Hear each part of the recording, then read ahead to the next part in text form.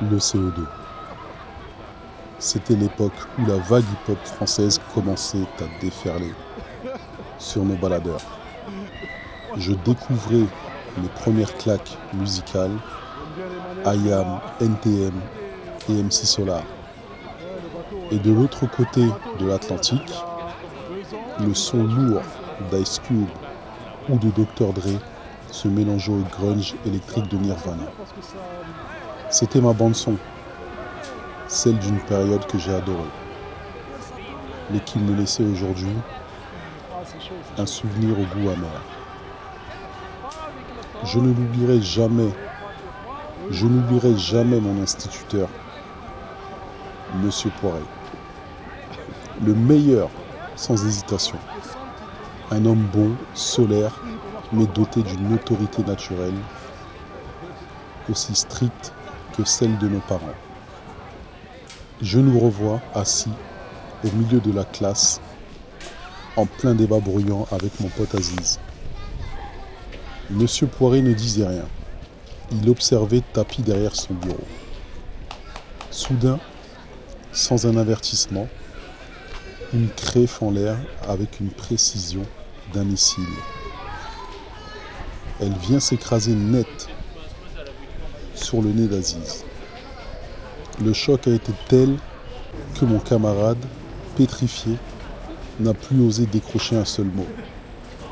Mais ce prof, c'était aussi celui qui nous apprenait le bridge, un truc de vieux, et qui nous emmenait jusqu'en tournoi avec une bienveillance incroyable.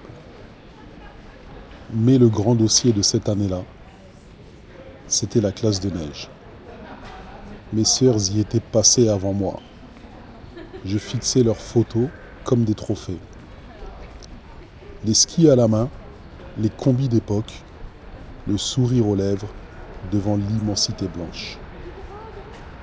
Je rêvais de fondu, de boom et de liberté. L'excitation était telle que je ne pouvais plus travailler. Dans la cour, on ne se demandait qu'une chose. Alors, tes parents, ils ont dit oui ou non? T'y vas, toi? Le dossier, tu l'as rendu? À une semaine du départ, le verdict tombe. Mes parents avaient traîné, dossier rendu à la dernière minute, incomplet. La sentence est sans appel. Je ne ferai pas partie du voyage. Le jour du départ, je suis sur le trottoir. Je regarde mes potes grimper dans le car, s'écraser contre les vitres pour nous saluer. Je leur lance un « Bon voyage les gars !» Mais le cœur n'y est pas. La déception est immense.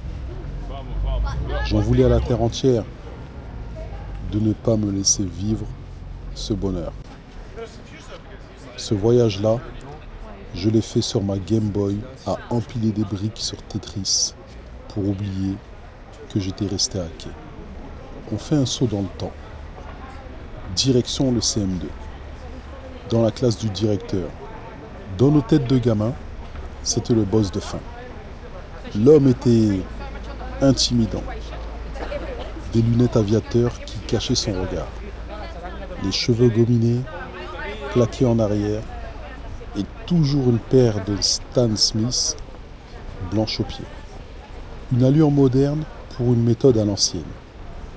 Il était froid, menaçant. La tension était à son comble quand il fallait passer au tableau. Si tu bloquais sur une réponse, si tu restais là, la craie tremblante, sous ses lunettes de pilote, tu sentais le coup venir. Ça pouvait être un coup de règle sec sur le bout des doigts ou un coup de pied aux fesses bien placé. Une humiliation publique devant la classe. Impossible à imaginer aujourd'hui sans une mise à pied immédiate. Heureusement, pour oublier la froideur du directeur et de l'amertume du voyage manqué, il restait nos refuges. La Nintendo qui chauffait dans le salon et le rituel sacré du Club Dorothée. On s'évadait avec Dragon Ball Z ou les Chevaliers du Zodiaque. Merci à Bernard Minet d'avoir illuminé nos fins d'après-midi, nos mercredis matins.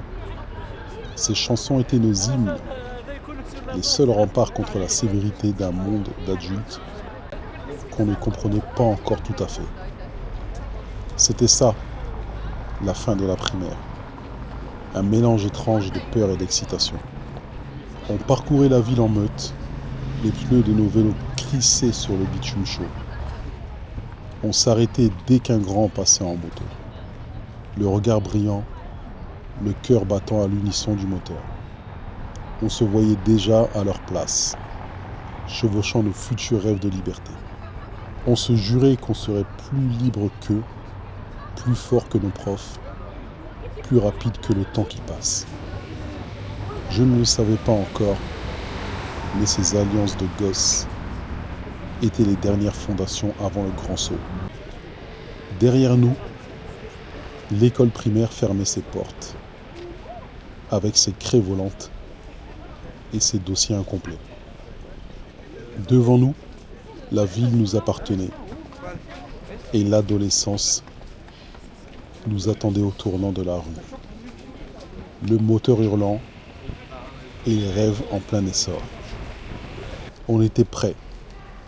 Enfin, c'est ce qu'on croyait.